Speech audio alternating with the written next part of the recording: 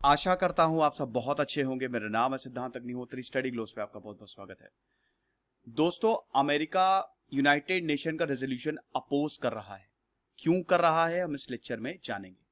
Channel को सबसे पहले तो सब्सक्राइब कर दो अभी इसी वक्त। प्रॉब्लम ये कि यार आप लोग सब्सक्राइब नहीं कर रहे हो। 50% से ज्यादा लोग अभी भी सब्सक्राइब नहीं कर रहे। भैया ऐसा क्यों कर रहे हो? ऐसा ना करो, 1 सेकंड लगेगा। तो इसीलिए थोड़ा सा सब्सक्राइब करो और इंस्टा पे मुझे फॉलो करो।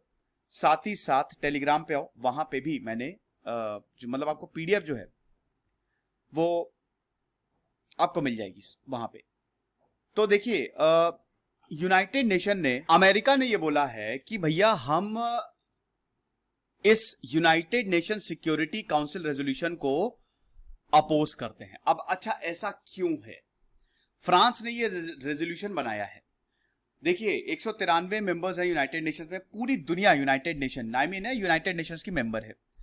सबसे इंपॉर्टेंट, कहीं पे भी युद्ध होता है तो इनकी यूनाइटेड नेशन सिक्योरिटी काउंसिल है, जिसमें 5 परमानेंट मेंबर, वही वर्ल्ड वॉर 2 के विजेता, और 9 नॉन परमानेंट मेंबर, मतलब टोटल 14 है। तो आप ये समझिए कि कोई भी कहीं पे प्रॉब्लम होती है तो यूनाइटेड नेशन एक रेजोल्यूशन निकालता है। अब प्रॉब्लम यहां पे ये हो रही है क्योंकि गाजा इजराइल में कॉन्फ्लिक्ट बढ़ती जा रही है। इजराइल बैंड बजाए हुए हो, उधर से हमास भी एक के बाद एक रॉकेट फायर कर रहा है। 225 से ज्यादा लोगों की मौत हो चुकी है, काफी बच्चे मारे गए हैं। तो अब युद्ध विराम लगना चाहिए, सीज फायर होना चाहिए इजराइल और गाजा के बीच में, हमास के बीच में। अब अमेरिका ने यह बोला है कि हम इस रेजोल्यूशन को इसलिए अपोज करते हैं क्योंकि ये हमारे एफर्ट से ये प्रॉब्लम कर रहा है, ये हमारे एफर्ट्स में इंटरफेयर कर रहा है। मतलब मान लो कि एक ग्रुप है, बहुत बड़ा ग्रुप है ना। मोहल्ले में एक लड़ाई हो गई, बहुत तगड़ी लड़ाई हो गई, एक ग्रुप है और एक आदमी है। वो आदमी बहुत ताकतवर है और वो ग्रुप भी बहुत ताकतवर है। वो आदमी इतना ताकतवर है कि उस ग्रुप से अकेले टेक डाउन, अकेले वो लड़ ले। वो आदमी अपनी पूरी जान लगा रहा है कि ये शांत हो जाए मसला, जो मोहल्ले में लड़ाई हुई, और वो ग्रुप भी पूरी जान लगा रहा है कि यार ये लड़ाई हुई। अब आप ये बताओ कि वो आदमी अपनी पूरी जान लगा रहा है तो वो तो ग्रुप को अपोज करेगा ही ना, कि जब मैं यहां पे कोशिश कर रहा हूं तो तुम क्यों अपनी बीच में टांग अड़ा रहे हो। यही अमेरिका कह रहा है कि हम ऑलरेडी कोशिश कर रहे हैं। फ्रांस ने इस रेजोल्यूशन को ड्राफ्ट किया, अमेरिका ने इसको ब्लॉक कर दिया। 4 अटेम्प्ट हो चुके हैं, अभी तक अमेरिका इसको आगे ही नहीं बढ़ने दे रहा है। और यहां पे डिप्लोमैट्स यही बोले हैं कि सारे काउंसिल मेंबर्स इस स्टेटमेंट को सपोर्ट कर रहे हैं। हम चाह रहे हैं कि वायलेंस खत्म हो।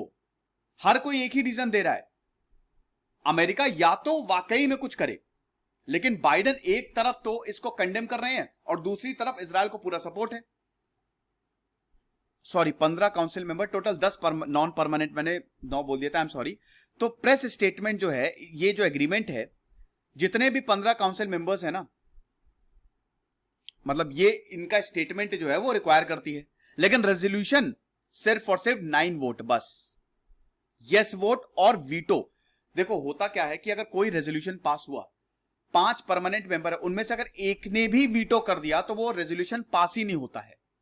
तो अमेरिका जो है उसको वीटो करेगा ही करेगा, भले ही 4 मेंबर्स उसको सपोर्ट करें, अमेरिका इसको वीटो करेगा। कल को यह भी न्यूज आ रही थी ना कि शायद रशिया गाजा के खिलाफ लड़ाई कर सकता है, सॉरी इजराइल के खिलाफ लड़ाई कर सकता है, रशिया कूद सकता है लड़ाई में।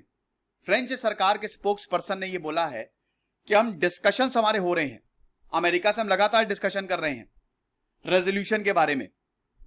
यूनाइटेड नेशंस के डिप्लोमैट्स ने बोला है कि तुरंत सीज फायर हो और ह्यूमैनिटेरियन एड दी जाए गाजा में, क्योंकि गाजा में बिजली गायब है, पीने के लिए पानी नहीं है, खाना वाना कुछ नहीं है, कभी भी बम आके गिर जाता है। और यही हमास कर रहा है। हमास भी एक के बाद एक रॉकेट फायर कर रहा है। इजराइल में भी दोस्तों कुछ लोगों की मौत हुई है, वो तो आयरन डोम इजराइल को प्रोटेक्ट करके रखे हुए हैं। अमेरिका मिशन का जो स्पोक्स पर्सन है यूनाइटेड नेशंस में, उन्होंने ये भी बोला कि हम बहुत क्लियर हैं, हमारे डिप्लोमैटिक एफर्ट्स चल रहे हैं ना पीछे से, हम डायरेक्ट इजराइल से बात कर रहे हैं। भैया देखो, अमेरिका ने पहली बार पैलेस्तीन के जो राष्ट्रपति हैं महमूद अब्बास से बात की। America, Joe Biden personally Benjamin Netanyahu को फोन कर रहे हैं कि भैया कब बंद करोगे। तो इसीलिए हम किसी भी इस तरीके के रेजोल्यूशन या एक्शन को सपोर्ट नहीं करेंगे, क्योंकि हमारे एफर्ट को खत्म कर देगा। हम इधर से कोशिश कर रहे हैं डीएस्केलेशन की, ये हो रहा है। जो बाइडेन प्रधानमंत्री बेंजामिन नेतन्याहू से फोन पे बात कर रहे हैं और लगभग सीज फायर हो ही गया है। अमेरिका का कहना है कि बातचीत एकदम पक्की हो गई है, लेकिन बेंजामिन नेतन्याहू का तो कुछ और कहना है। वो तो बोल रहे हैं कि ऑपरेशन चलते जाएंगे। हालांकि देखिए, ये हमास की तरफ से भी स्टेटमेंट आया है, इजराइल की तरफ से भी स्टेटमेंट आया है। इससे पहले भी दोस्तों ऐसे कई बार ये छुटपुट, अभी ये तो काफी बड़े स्केल पे हो रही है ना, लेकिन कई बार ऐसी जो कॉन्फ्लिक्ट है वो होती रहती है। तो दोनों ही तरफ बोलती कि युद्ध विराम नहीं, लेकिन हो जाता है बाद में। कल मैंने आपको बताया था कि शायद थर्सडे आज युद्ध विराम लग जाए। सुबह 6 बजे का टाइम था, अभी तक तो नहीं हुआ।